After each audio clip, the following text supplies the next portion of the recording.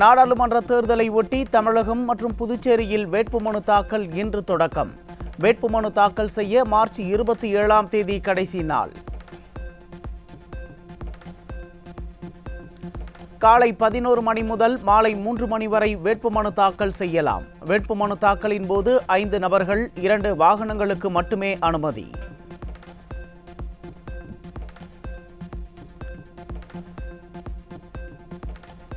மாற்றுத்திறனாளிகள் மற்றும் 85 வயதுக்கு மேற்பட்ட முதியவர்கள் வீட்டில் இருந்தபடியே அஞ்சல் வழியில் வாக்களிக்க ஏற்பாடு. மார்ச் 25ஆம் தேதிக்குள் 12D படிவத்தை பூர்த்தி செய்து வழங்க அறிவுறுத்தல். தமிழகம் முழுவதும் 176 வாக்குச்சாவடிகள் கூடுதலாக அமைக்கப்பட உள்ளன. மொத்த வாக்குச்சாவடிகளின் எண்ணிக்கை 68,320ஆக உயர்த்தப்பட உள்ளதாக தமிழக தலைமை தேர்தல் அதிகாரி சத்யபிரதா சாஹூ தகவல். நாடாளுமன்ற தேர்தலை ஒட்டி தமிழகத்தில் சுமார் 4 லட்சம் பேர் தேர்தல் பணியில் ஈடுபட உள்ளனர். விஜில் செயலி மூலம் மொத்தம் 282 புகார்கள் பெறப்பட்டுள்ளதாக தமிழக தலைமை தேர்தல் அதிகாரி தகவல். தமிழ்நாட்டு மக்களை பொதுப்படையாக பயங்கரவாதிகள் போல் சித்தரிக்கும் பாஜகவின் மத்திய அமைச்சர் ஷோபாவின் வெறுப்பு பேச்சுக்கு கண்டனம். அதிமுக பொதுச் செயலாளர் எடப்பாடி கே பழனிசாமி கடும் கண்டனம். பிரிவினைவாத பேச்சுக்களை இனியும் யாரும் பேசாத வண்ணம் இந்திய தேர்தல் ஆணையம் உரிய நடவடிக்கை எடுக்க வேண்டும். அதிமுக பொதுச் செயலாளர் எடப்பாடி கே பழனிசாமி வலியுறுத்தல். நாடாளுமன்ற தேர்தல் சூறாவளி சுற்றுப்பயணத்தை மார்ச் 24ஆம் தேதி தொடங்குகிறார் அதிமுக பொதுச் செயலாளர் எடப்பாடி கே பழனிசாமி. முதற்கட்ட சுற்றுப்பயணத்தை திருச்சியில் தொடங்குகிறார்.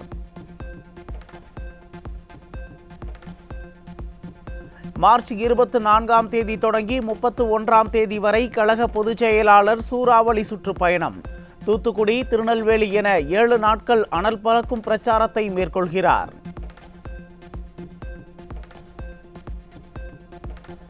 திருச்சி வண்ணாங்கோவில் அதிமுக பொதுச் செயலாளர் பங்கேற்கும் பொதுக்கூட்டத்திற்கான ஏற்பாடுகள் தீவிரம்.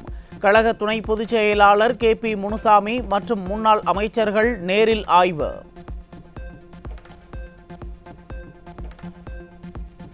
கோவை கிணத்துக்கடவு முன்னாள் MLA எட்டிமடை சண்முகம் இல்ல திருமண வரவேற்பு விழாவில் முன்னாள் அமைச்சர் SP வேலுமணி கலந்து கொண்டு மணமக்களை வாழ்த்தினார்.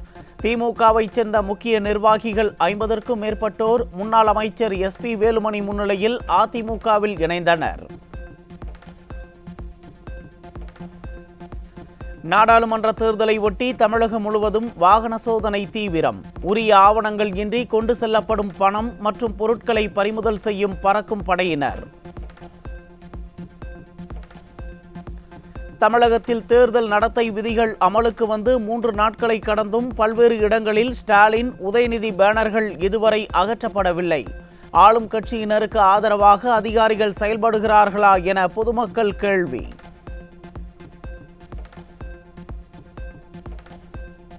திருச்சியில் விடியா திமுக ஒன்றிய செயலாளர் எடுத்து சென்ற 1,50,000 ரூபாய் பணம் பறிமுதல். முறையான ஆவணங்கள் இன்றி கொண்டு சென்றதால் தேர்தல் பறக்கும் படையினர் நடவடிக்கை. விழுப்புரம் மாவட்டம் அரகண்டநல்லூர் அருகே உரிய ஆவணமின்றி எடுத்து வரப்பட்ட சுமார் 13 லட்சம் ரூபாய் ரொக்க பணம் தேர்தலுக்காக அமைக்கப்பட்ட நிலையான கண்காணிப்பு குழுவால் பறிமுதல். பிடிபட்ட பணம் வருமான வரித்துறை அதிகாரிகளிடம் ஒப்படைப்பு.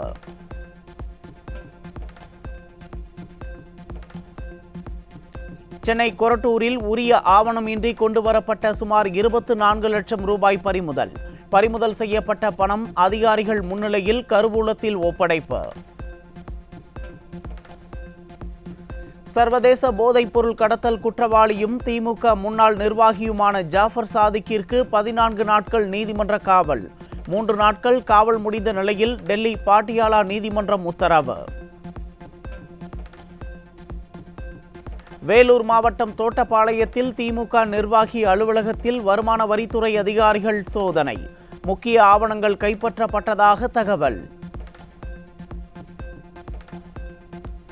திருவண்ணாமலை மாவட்டம் கண்ணமங்கலத்தில் போலி வாரிசு சான்றிதழ் மூலம் 20 கோடி ரூபாய் மதிப்பிலான சொத்தை அபகரிக்க திமுக நகர செயலாளர் முயற்சி. அரசு அதிகாரிகள் எவ்வித நடவடிக்கையும் எடுக்கவில்லை என பாதிக்கப்பட்ட பெண் மாவட்ட ஆட்சியர் அலுவலகத்தில் பேனர் ஏந்தி நூதன ஆர்ப்பாட்டத்தில் ஈடுபட்டதால் பரபரப்பு.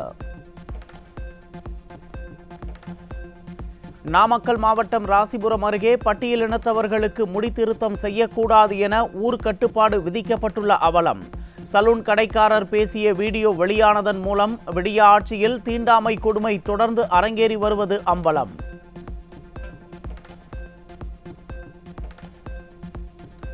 கடலூர் அருகே திட்டமிட்டு அதிமுக கொடி கம்பங்களை அகற்றிய அதிகாரிகள். மற்ற கட்சிகளின் கொடி கம்பங்களை அகற்றாமல் அதிமுகவின் கொடி கம்பங்களை மட்டும் ஆளும் கட்சி கைக்கூலியாக செயல்படும் அதிகாரிகள் அகற்றுவதாக குற்றச்சாட்டு.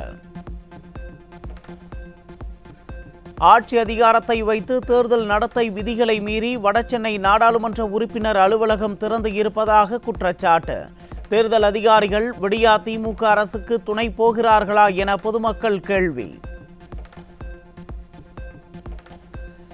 நெய்வேலி NLC 2வது அனல்மின் நிலையம் முன்பு ஒப்பந்த தொழிலாளர்கள் தர்ணா போராட்டம்.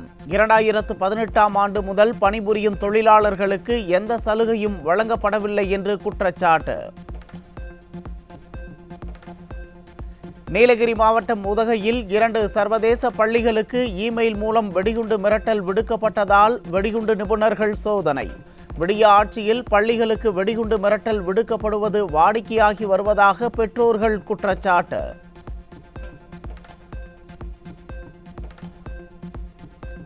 சென்னையில் நடைபாதை கடைகளில் விற்கப்படும் சுகாதாரமற்ற நொறுக்கு தீனிகளால் உடல்நிலை பாதிப்புக்கு உள்ளாகும் பொதுமக்கள்.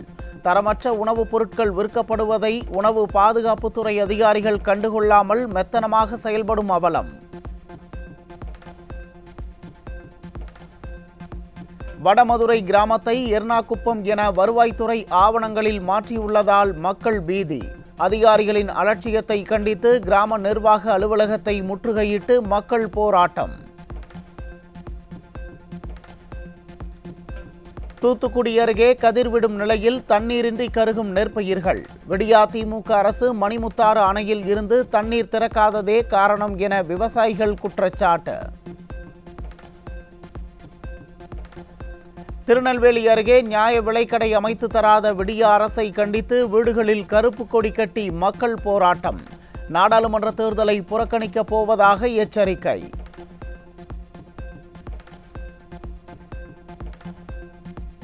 சென்னை ஆவடியில் வீட்டில் விற்பனைக்காக பதுக்கி வைக்கப்பட்டிருந்த 600 போதை மாத்திரைகள் மற்றும் 4 கிலோ கஞ்சா பறிமுதல்.